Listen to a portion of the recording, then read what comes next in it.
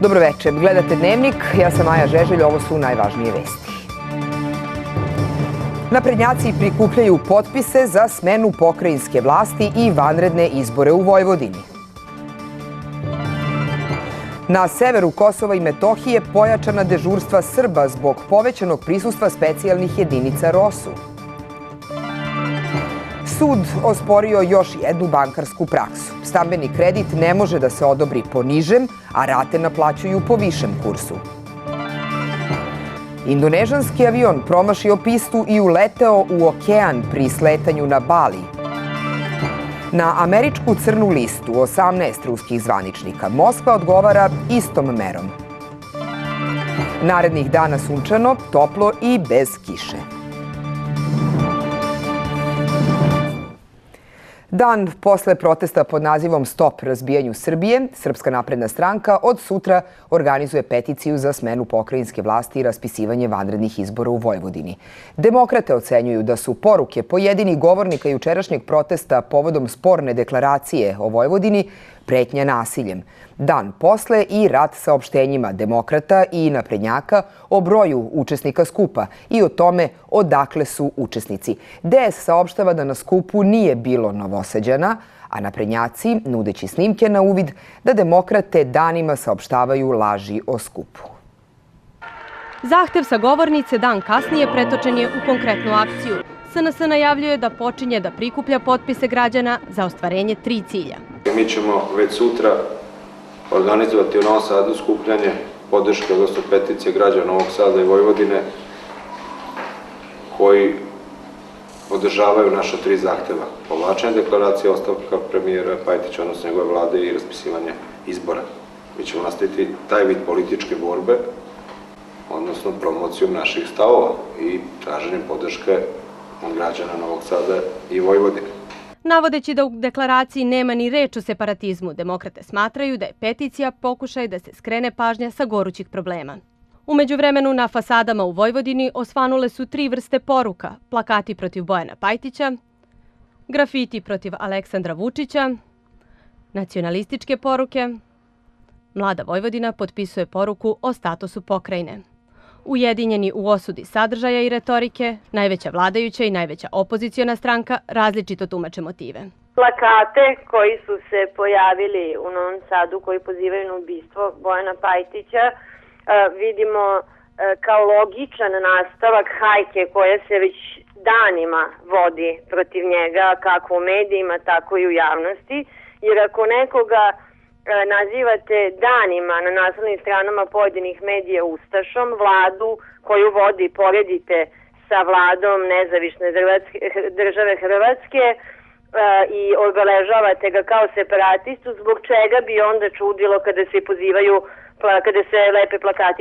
Apelujem na sve građane Vojvodine da ne narušavaju sliku jedinstva u Vojvodini oko ideje da će ona zauvek biti Srbija, kao i da prestanu sa širenjem govora mržnje, pretnjama i separatizmom. Današnji sramni grafiti i plakati delo su onih koji na svaki način pokušavaju da ospore i unize ono što je juče uradio narod Vojvodine. Međutim, niko ne može da opovrgne jedinstvenu poruku koja je odzvanjala Novim Sadom. Vojvodina je Srbija. Pokret Dveri saopštava da je u Novom Sadu lepio plakate protiv Bojana Pajtića, ali kao neku vrstu poternice. Traže vanredne izbore, baš kao i Demokratska stranka Srbije, koja smatra da izlazi situacije u promenama koje bi usledile posle izbora. Večeras se još jednom oglasio gradonačelnik Novog Sada Miloš Vučević. Osuđujući grafite mržnje koji će, najavljuje, svi biti prekrečeni, poziva na smirivanje situacije i upozorava da se neodmerenim izjavama ne smeju podizati političke tenzije. Na severu Kosova i Metohije ponovo barikade. Krizni štabovi 4 srpske opštine pojačali su dežurstva na rizičnim lokacijama zbog pojačanog prisustva pripadnika specijalne jedinice kosovske policije ROSU. Sa obe strane magistralnog puta Priština-Raška kod Rudara barikade od guma. Zbog, kako kažu Srbi sa severa, pretnji iz Prištine, dežurstva su pojačana od 7 uveče do 7 ujutru. Tako će, najavljuju, biti i narednih dana. Zbog svakodnevnog prelaska službi, pogotovo kako KPS policije, tako njihove jedinice, koji tačno ne znamo koje su. Predsjednik opštine Leposavić Drageša Vasić kaže da veće prisustvo pripadnika ROSU zabrinjava, ali i provocira građane, jer se, kaže, tako otvara mogućnost za novi upad te interventne jedinice kao u julu 2011. godine. Ipak nada se da će međunarodne bezbednosne strukture, pre svih KFOR, poštovati rezoluciju 1244. U Zvečanu je noćas aktivirana eksplozivna naprava u dvorištu porodične kuće Miodraga Đakovića. Pored njega, u trenutku eksplozije, u kući su bili i njegova supruga i njihovo 3 dece. Povređenih srećom nema, a oštećeni su fasada kuće i 2 automobila. Portparol kosovske policije Besim Hoti smatra da bi motiv napada mogao da bude to što jedan član te porodice radi u Američkoj agenciji za međunarodni razvoj, USAID.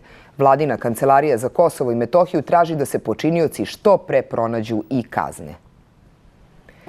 Zbog afere Sartid u Tužilaštvu za organizovani kriminal saslušani su bivši predsjednik Trgovinskog suda u Beogradu Goran Kljajević i stečajni upravnik u tom smederevskom preduzeću Branislav Ignjatović i pušteni su da se brane sa slobode. Tužilaštvo je zatražilo pritvor, ali im je sudija za prethodni postupak odredio meru zabrane napuštanja boravišta. Protiv Kljajevića, Ignjatovića i Nemanje Kolesara, kome je određen pritvor od 30 dana, istraga se nastavlja u jedinstvenom postupku.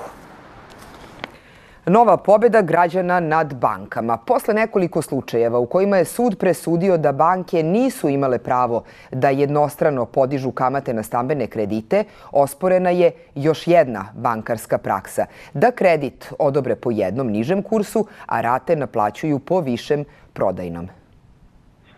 Ništavan je član ugovora kojim je banka 2007. godine klijenta obavezala da rate deviznog kredita plaća po višem prodajnom kursu banke. Odlučio je prvostepeni sud po tužbi žene koja je želela da ostane anonimna.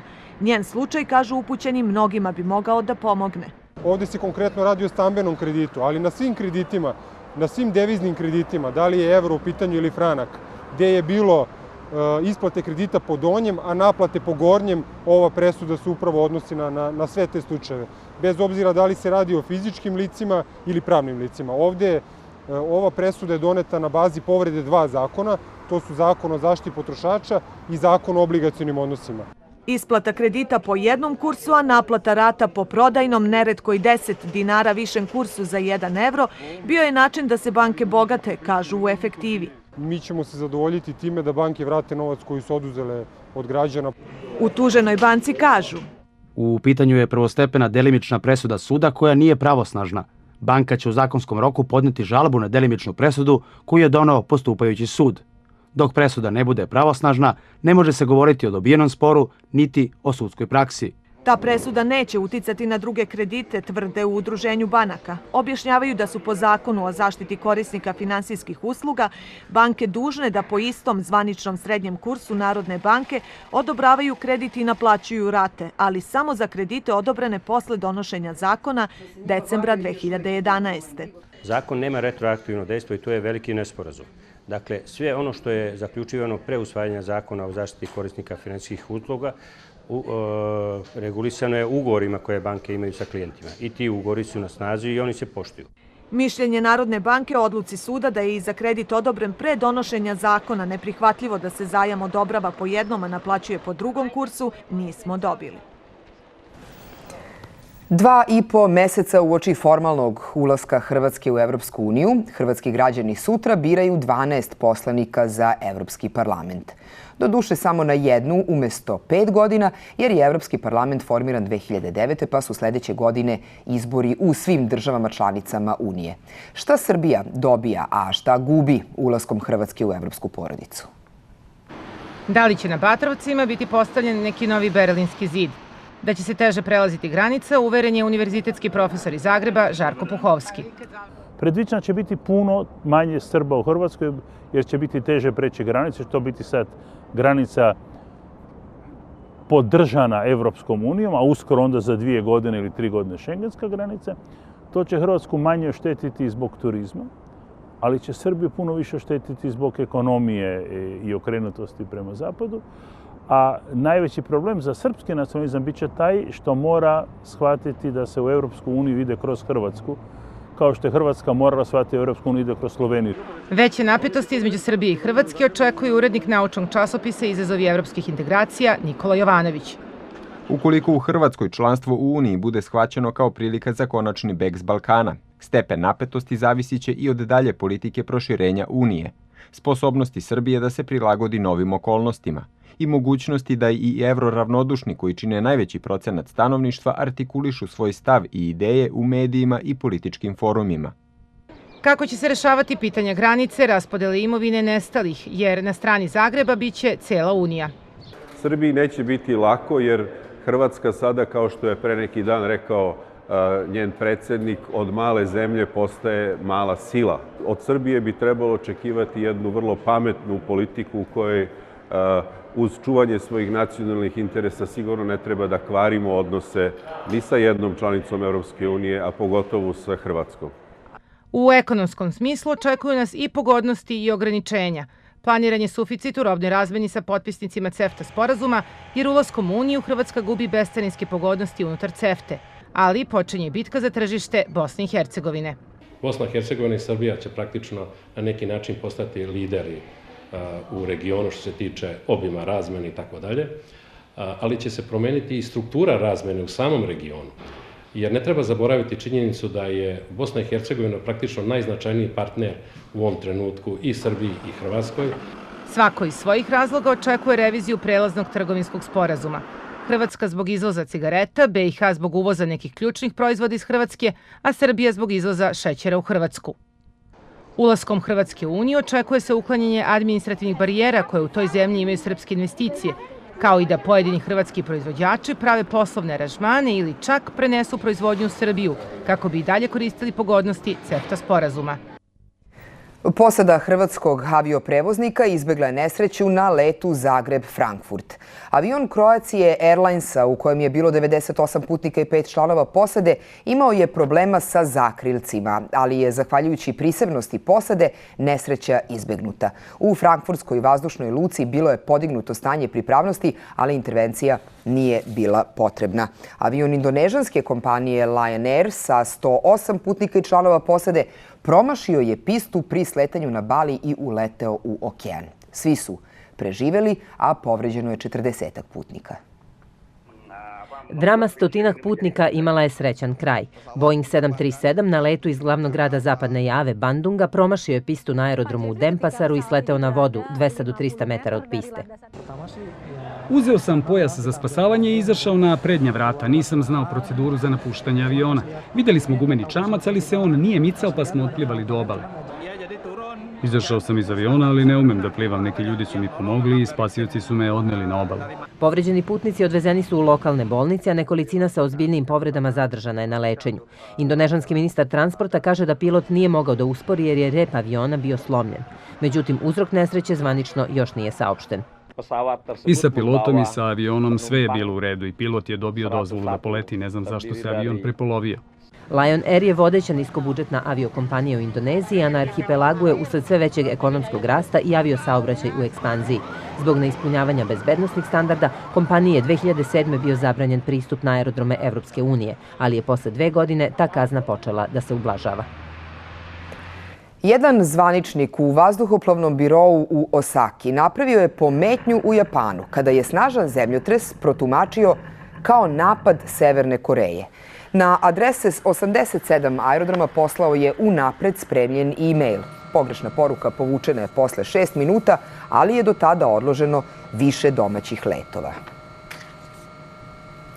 Američki državni sekretar John Kerry sastao se u Pekingu sa najvišim zvaničnicima Kine, kako bi od njih zatražio da utiču na Severnu Koreju da odustane od pretnji raketnim napadima.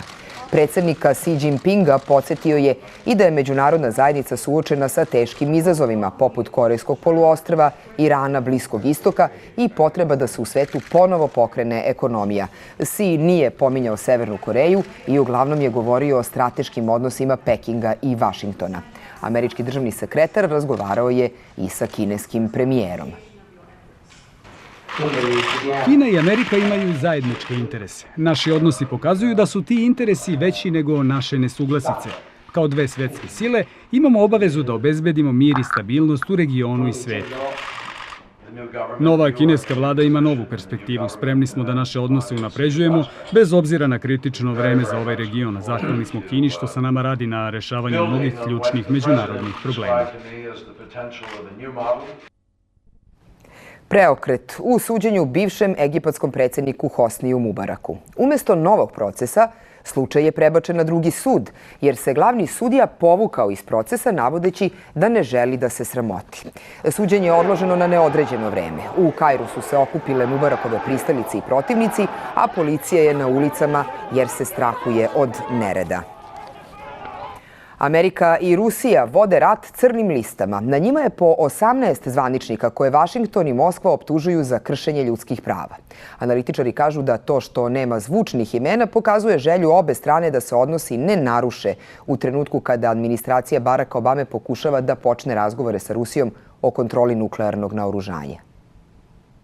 Prvi su počeli Amerikanci. Objavili su imena 18 ruskih državljana kojima je zabranjen ulazak u Sjedinjene Američke Države i kojima se zamrzava imovina. Kriterijumi za stavljanje na tu listu su odgovornost za zatvaranje, zlostavljanje i smrt advokata Sergeja Magnitskog i učešće u drugim teškim povredama ljudskih prava u Rusiji. Želimo da sarađujemo sa Rusijom na pitanjima od zajedničkog interesa, ali i da iskreno i otvoreno govorimo o našim razlikama. Naši stavovi o ljudskim pravima i demokratiji u toj zemlji potpuno su suprotni. Na crnoj listi nema zvaničnika iz okruženja ruskog predsjednika Vladimira Putina za koje su pojedini borci za ljudska prava tražili kazne. Moskva smatra zakon Magnitski mešanjem u unutrašnja pitanja. Rat listama nije naš izbor, ali mi ne možemo da ignorišemo otvorenu ucenu. Krajnje je vreme da Vašington shvati da politika diktata u našim odnosima nikuda ne vodi. Na ruskoj listi je 14 Amerikanaca koji su ugrožavali prava Rusa u inostranstvu. Od zvučnih imena tu su bivši zvaničnik Ministarstva pravde zaslužan za odobravanje strogih metoda ispitivanja, načelnik štaba bivšeg američkog potpredsjednika Dicka Cheneya i bivši zapovednici u zatvoru Guantanamo. Logično je bilo da reagujemo i naši američki partneri su toga svesni. Mislim da nije izabrano pravo vreme jer nas iduće nedelje u Moskvi očekuju razgovori o perspektivama naše saradnje. Bura je počela u decembru prošle godine kada je američki kongres usvojio zakon Magnitski. Nazvan je po ruskom advokatu koji je uhapšen pre 5 godina pošto je optužio zvaničnike ruske policije za krađu $230 miliona državnog novca. Prva reakcija Rusije na američki zakon bila je zabrana Amerikancima da usvajaju rusku decu. Na severu Francuske je spektakularno bekstvo iz zatvora. Poznati pljačkaš eksplozivom je razneo vrata zatvora u Sekedenu i pobegao, odvodeći sa sobom 5 talaca. Zatvorenik, koga je državni tužilac identifikovao kao Feada Redoana ubrzo posle bekstva, pustio je taoce, inače zaposlene u zatvoru. Potraga za pljačkašem je u toku. U emisiji o poznatoj grupi pljačkaša Pink Pantheri, koju je RTS emitovao 2011. jedan od sagovornika je i Fead Redoan. Evo delova intervjua. I od trenutka kada sam uzeo 40.000 evra za 5 minuta, bilo mi je nemoguće da tražim drugi posao. Pljačku smo izveli kao na filmu, sa maskama za hokej. Reditelj Michael Mann nam je dao recept u filmu Vrelina. Pokazao je da nam nisu potrebna 10 da opljačkamo blindirani kamion za prevoz novca, već 5.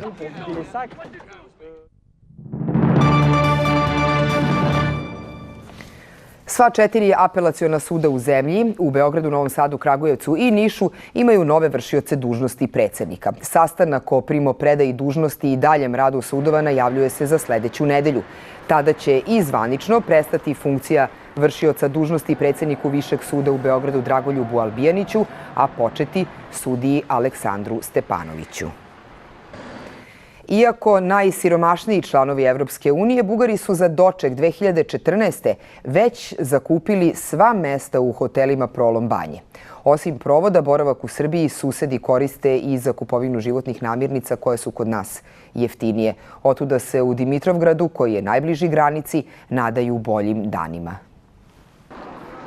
U glavnoj ulici u Dimitrovgradu od nedavno 5 menjačnica. Najtraženija valuta su, kažu, dinari. U trgovinama svega. Kupci iz Bugarske najviše traže šećer, sredstva za higijenu i meso, jer su tvrde sigurni da nije genetski modifikovano. Ovde je meso jeftinije, a i lepše. Zato pazarimo 2 puta mesečno. I ne samo meso. Šta se još kupuje? Kiselo mleko, kajmak, suhomesnate proizvode. Pretežno elita pazari. ljudi kad dođu dosta dobro ispazare, zato što je to za njih relativno jeftino, a i kvalitetno. I hotel u centru grada dobro radi. Dugo je bio u stečaju, a sada ima 30 radnika koji mesečno ugoste više od 1000 gostiju iz susedne Bugarske. Gde su oni našli računicu, ne znam, ali mi imamo računicu. Kafa je 50 dinara, a možda se ruče za nekih 500-600 dinara. To je nekih 5-6 evra. Granica ka susednoj Bugarskoj, odnosno Evropskoj uniji, kao i koridor 10, prednosti su žitelja opštine Dimitrovgrad. U toj opštini danas živi 10.500 stanovnika, a njih 1500 je bez posla. Uglavnom se živi od trgovine, sitne proizvodnje, ali i posla na izgradnji budućeg autoputa. Na koridoru je angažovano oko 200 ljudi iz kraja, koji mesečno mogu da zarade do 40.000 dinara. U Dimitrovgradu, koji je 50 km od Sofije, za potencijalne investitore spremne su 2 industrijske zone. To su mala preduzeća sa relativno malim brojem zaposlenih, ali inicijalno kapital je došao s druge strane i opet oni su našli poslovnu logiku da ulažu upravo u Dimitrovgrad. Dobru zaradu u Dimitrovgradu očekuju od prvomajskih praznika. Rafovi će biti puni robe, jer su turističke agencije iz Bugarske rezervisale skoro sve smeštajne kapacitete. Lekovi, aparati, potrošni materijali i sve neophodno zdravstvenim ustanovama nabavljaće se sistemom centralnih javnih nabavki umesto od ovog meseca, od kraja godine. Nadležni smatraju da takvo poslovanje donosi velike uštede, bolje uslove lečenja i da takav sistem ima i antikoruptivne mere. Za planiranje i sprovođenje centralizovane nabavke biće zaduženi Institut za javno zdravlje Batut i Fond za zdravstveno osiguranje. Rukovodioci zdravstvenih ustanova naglašavaju da sistem centralne nabavke ima prednosti, ali smatraju i da uz oprez treba ostaviti i mogućnost da ono što najviše koriste ili ono što je specifično, ustanove same nabave. Na primjer, u prilici smo da kažemo da rastvor natrijum bikarbonata, koji je zapravo sredstvo koje je veoma male cene, niko u Srbiji ne proizvodi i mi ne možemo pribaviti zato što ne možemo da sprovedemo korektnu nabavku. Sistem centralizovane nabavke je dobar, to je pokazalo iskustvo mnogih zemalja. Neke zemlje zajedno sprovode tender i tako maksimalno smanjuju cenu. Uštedama se stvara mogućnost da ulaganje u nove metode lečenja. U pozadini svega treba da bude korist za pacijente, a ne samo smanjenje troškova. Pozdravljamo sve napore koje vlada Srbije ulaže u smanjenje troškova, ali samo ako to unapređuje kvalitet zdravstvenog sistema. U nekim zemljama nisu dobili i dobru cenu i stabilno snabdevanje. Kako osigurati da odabrani na tenderu ispune obećano? Iz Transparentnosti Srbije poručuju da treba insistirati na bankarskim garancijama ili da bar jedan od uslova bude uvid u ugovore o prethodnom poslovanju. Tu treba biti ipak veoma oprezan kako se ti uslovi ne bi pretvorili u diskriminaciju mogućih ponuđača i kako na kraju ne bismo došli u situaciju da se neopravdano eliminišu oni koji bi možda takođe mogli da obave posao, a ne favorizuju oni koji, recimo, robu imaju u tom trenutku na lageru. Nadležni podsjećaju da su usvajanjem zakona o centralizovanim javnim nabavkama i izmenama zdravstvenih zakona ispunjeni prvi uslovi za uvođenje centralne nabavke u srpsko zdravstvo. Projekat podržava i Svetska banka. Učestvujemo u planiranju, odnosno donosimo plan javnih nabavki. Uredba koju je ministarstvo donelo je stupila i vlada Republike Srbije donela, stupila je na snagu i do kraja godine se moraju organizovati te centralizovane javne nabavke u zdravstvenom sistemu. Vi znate da su naši ciljevi da takav način snabdevanja bude neuporedivo bolje snabdevanje, jeftinije snabdevanje i da ima antikoruptivni karakter. U Fondu za zdravstveno osiguranje još ne govore o ovoj temi, ali predlažu pilot projekat primene centralizovanog sistema nabavke, najpre u jednom regionu Srbije, pa ako uspe i u celoj zemlji. Ministar policije Ivica Dačić i pripadnici MUP-a poželeli su uspešan i brz oporavak Tijani Ognjanović, koja je doputovala u Houston. Nešto više od 37.000 policijskih službenika sakupilo je oko 440.000 evra za pomoć 8-godišnjoj devojčici kojoj je hitno potrebna transplantacija srca. Inače, Tijanin otac radi u Upravi za informacione tehnologije MUP-a. Upis đaka u prvi razred osnovne škole traje do kraja maja. Zbog loše demografske slike Srbije, nadležni procenjuju da će u septembru u školu poći 71.500 prvaka, odnosno oko 1.500 manje nego prošle godine. Samim tim biće i manje posla za prosvetare. Zato se škole takmiče kako da upišu što više prvaka. Odabrala sam ovu školu zato što mi blizu vrtići, mogu da dođem po batu i zato što se prezivam Karadžić, kao Vuk Karadžić. Tako razmišljaju mališani, a roditelji se najpre raspituju o kvalitetu nastave, stranim jezicima koji se uče, produženom boravku. Većina škola je, da bi privukla što više đaka, u kampanju krenula još u prvom polugodištu. Mi smo to sve pažljivo pratili, posjećivali smo razne seminare, konsultovali smo se sa psihologom još od decembra, tako da smo u toku i brižljivo smo i pažljivo birali ovu školu. Radili smo malo žešću propagandu, pravili smo plakate, upoznali roditelje, poslali smo im i pozive, imamo određene kontakte i nadamo se s optimizmom da ćemo upišemo koliko nam treba. Škola je dužna da upiše svako dete sa svog područja, ali na zahtev roditelja u skladu sa mogućnostima škole, dete može da pohađa i školu kojoj teritorijalno ne pripada. Procenjuje se da je takvih đaka oko 30%. Obično govorim da je u zadnjih godina škola postala kao neka vrsta preduzeća koja svojim nekim imidžom mora jednostavno da privuče učenike, s obzirom da vidimo da je iz dana u dan prvaka sve manje. Broj prvaka različit je po opštinama i okruzima. U Beogradu će ih biti više nego Lane, dok će, procenjuje se, Pčinjski okrug ostati bez 25 odeljenja, što znači manje posla za učitelje i nastavnike. Demografska situacija Srbije je loša. Rano je još govoriti o ciframa, zato što mi nastojimo da se prvo unutar škole, opštine, grada, pa čak i školske uprave nađe posao za one ljudi koji nemaju pun fond časa. Koliko će tačno prvaka biti, znaće se tek krajem septembra, jer će se do tada upisati i deca starija od 7,5 godina, koje zbog bolesti ili drugih razloga to neće učiniti tokom proleća. Samo 2 gostovanja godišnje, a ove godine odabrali su da jedno od njih bude na festivalu igre u Beogradu. Baletski ansambl Bečke državne opere nastupio je sinoć u centru Sava. 4 koreografije iskazale su jednostavnu istinu, da je savremeni ples logičan i prirodan nastavak klasičnog baleta. Bila je to istorijska prilika da uživo vidimo vanserijski ansambl. Prilika za vrhunsko uživanje, čak i obrazovanje. Interesovanje publike, međutim, manje od očekivanog.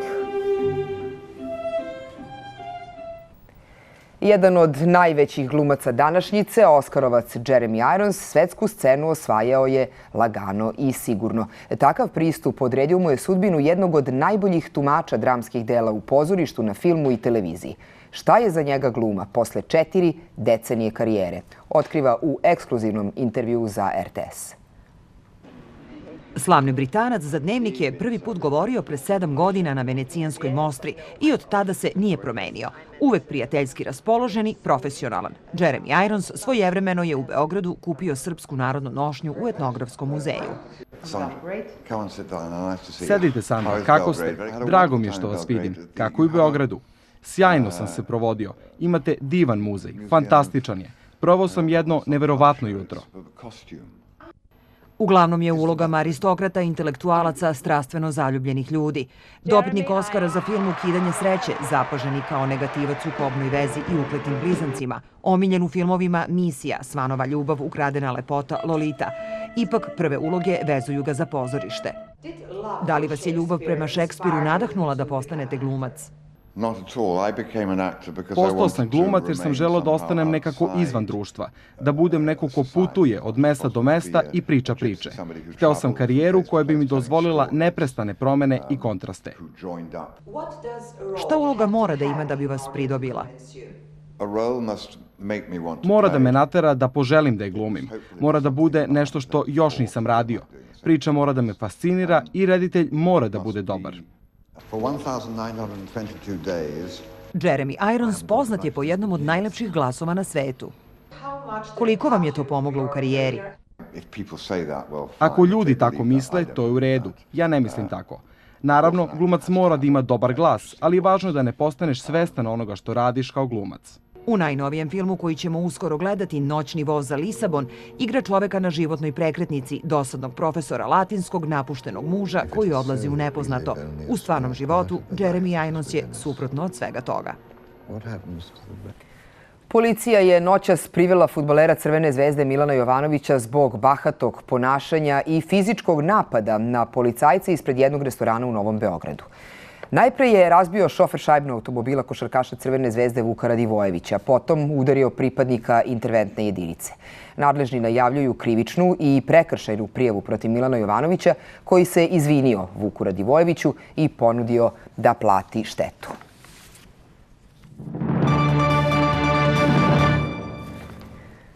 I sad o pravom sportu. Milan Vuković, da li se Đoković oporavio? Pa Novak je jutros igrao egzibicijani meč protiv Mareja, to je dobar znak i verovatno će od iduće nedelje učestvovati na turniru u Monte Carlo. I sad o domaćem fudbalu. U utakmicama 23. kola Fudbalske Superlige Srbije završeno je 7 mečeva i poluvreme 8. Partizan je zadržao 4 boda više od Crvene zvezde, evo i rezultate. Javor Partizan 0-1, Crvena zvezda Spartak 4-1, hat-trick Milijaš, Vojvodina Slobodan na poluvremenu je bilo 1-1. Radovka Beograd 1-0, Novi Pazar Jagodina 2-1, Smederevo Hajduk 0-1, Radnički 1923. BSK 0-0 i Radnički Niš Donji Srem 1-1. Partizan je razočarao igrom u Ivanjici, ali je ipak osvojio bodove i prekinuo seriju od 3 meča bez pobede. Već u drugom minutu crno-beli su postigli pogodak, kako se ispostavilo, jedini na utakmici. Ibrahim Valiđo je srušio Brašanca iz penala, precizan je bio kapitan Partizana Saša Ilić. Mini beogradski derbi odigran je na Banjici. Rad je golom Đurđevića u 14. minutu pobedio Ofka Beograd i zabeležio 9. trijumf u prvenstvu. Vidjet ćemo golove iz prvog poluvremena utakmice Crvena zvezda Spartak. Prvi je postigao kapitan crveno-belih Milijaš glavom u 20. minutu. U 26. minutu izjednačio je Čović. Zvezda je još jednom zatresla mrežu u 35. minutu. Bratić je igrao rukom, strelac iz penala bio je Milijaš. U emisiji Svet sporta na drugom programu od 21:30 pogledajte detaljnije izveštaje sa utakmice. Prelazimo na košarku, igraju se mečevi 5. kola Agroživ Superligi. U 20 sati počela je utakmica Konstantin Sloboda. Sutra u Kruševcu Mega Vizura dočekuje Crvenu zvezdu i taj meč od 17 sati prenosimo na drugom programu. Partizan je domaćin Metalca od 18:30, Radnički i Vojvodina igraju u ponedeljak. A u četvrtfinalu play-offa Evrolige pobjeda od plasmana na Final Four deli Real, Olimpijakos i CSKA koji je sinoć predvođen četvoricom Srba. U drugom meču pobedio Kako Laboral sa 90-68. Krstić i Erceg su ubacili po 16, Teodos 14, a Micov 11 poena. Treći mečevi su 16. i 17. aprila. Igraju se druge utakmice polufinala play-offa vaterpolo šampionata Srbije. Pre nekoliko minuta počeo je meč na Banjici u kojem Partizan dočekuje Radnički i prenosi na drugom programu. Partizan mora da pobedi jer u suprotnom Radnički ide u finale. U 19 sati u Novom Sadu počeo je meč Vojvodina Crvena zvezda. Ako pobedi ekipa iz Beograda, koja je pred kraj utakmice imala značajnu prednost, crveno-beli su prvi finalisti. Eventualni treći mečevi su 20. aprila. 14. memorijalni turnir u malom fudbalu. Igramo za 16, bliži se kraju. Ovog vikenda takmiče se najbolje ekipe iz gradova u kojima RTS ima dopisništva. Požarevljani i Borani sutra odlučuju ko nastavlja put ka finalu 21. aprila. Predstavnici dopisništava položili su vence kod spomenika Zašto, podignutog u čast našim kolegama poginulim u NATO bombardovanju. Dečiji maraton u Beogradu, mogući kraj sezone za Kobija Bryanta i prvo mesto Luisa Hamiltona u kvalifikacijama za veliku nagradu Kine, o svemu opširnije na sajtu rts.rs.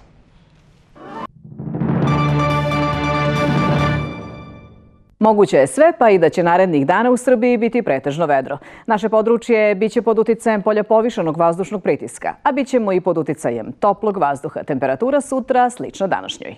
U nedelju u većem delu zemlje pretežno sunčano i relativno toplo. Na jugu još pre podne umereno oblačno, ali suvo. Vetar slabi i umeren na istoku i u planinskim predelima jak, severni i severozapadni, uveče u slabljenju. Najniža temperatura od 6 do 10, najviša od 17 do 20 stepeni. I u glavnom gradu sunce, konačno tokom celog dana. Najviša dnevna temperatura 19 stepeni. Najviša statua na svetu pape Jovana Pavla II. Otkrivena je u poljskom gradu Čestohovi, mestu njegovog rođenja. Statua kojom Poljska odaje počast sunarodniku visoka je gotovo 14 metara i teška 10 tona. Autor je Leszek Lison, koji je upoznao Karola Wojtylu 60. godina pre nego što je preuzeo dužnost poglavara Rimokatoličke crkve. Spomenik će biti upisan u Guinnessovu knjigu rekorda, jer je viši za metar od do sada najvišeg spomenika papi Jovanu Pavlu II u Čileu. I još jednom najvažnije vesti. Naprednjaci prikupljaju potpise za smenu pokrajinske vlasti i vanredne izbore u Vojvodini. Na severu Kosova i Metohije pojačana dežurstva Srba zbog povećanog prisustva specijalnih jedinica ROSU. Sud osporio još jednu bankarsku praksu. Stambeni kredit ne može da se odobri po nižem, a rate naplaćuju po višem kursu. Indonežanski avion promašio pistu i uleteo u okean pri sletanju na Bali. Na američku crnu listu 18 ruskih zvaničnika Moskva odgovara istom merom. Narednih dana sunčano, toplo i bez kiše. Vi ste gledali Dnevnik, ostanite uz Radio Televiziju Srbije. Prijetno veče.